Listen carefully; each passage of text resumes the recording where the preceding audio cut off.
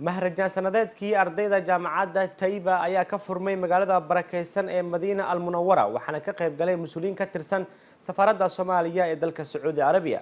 markale faafahinta warkana waxa Sacuudi inaga soo diray waryaheena Cali Jaamac Cilmi Cali Kuus ku-xigeenka danjiraha dowladda Soomaaliya oo fadhiya dalka boqortooyada Sacuudi Carabiya mudane Salim Macow Xaaji Nuur ayaa ka qayb galay mahrajan sanadeedka jaamacadda Islaamiga ee Tayba ee magaalada barakeysan ee Madiina al-Munawwara oo kamid ah jaamacadaha ay wax ka dhigtaan ardayda Soomaaliyeed ee ku nool dalka boqortooyada Sacuudi Carabiya. Haddaba mahrajankaasi oo socon doona muddo 10 maalmood ayaa waxaa si rasmi ah u furay amiirka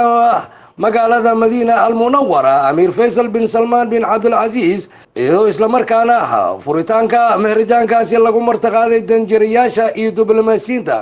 ay ardayda wadamadooda wax ka bartaan jaamacadda Islaamiga ee Tayba. Haddaba waxa kale oo xusid mudan in qaybta Soomaalida ee mahrajankaasi uu soo boqday amiirka magaalada barakeysan ee Madiina al-Munawwara Amir Faisal bin Salman bin Abdul Aziz halkaasi oo si diiran ugu soo dhaweeyeen ku-xigeenka danjiraha Soomaaliya u fadhiya dalka boqortooyada Sacuudi Carabiya mudane Salim Macow Xaaji Nuur iyo ardayda Soomaaliyeed ee runtii halkaasi ku soo bandhigtay waxyaabo muujinaya hidaha iyo dhaqanka Soomaaliyeed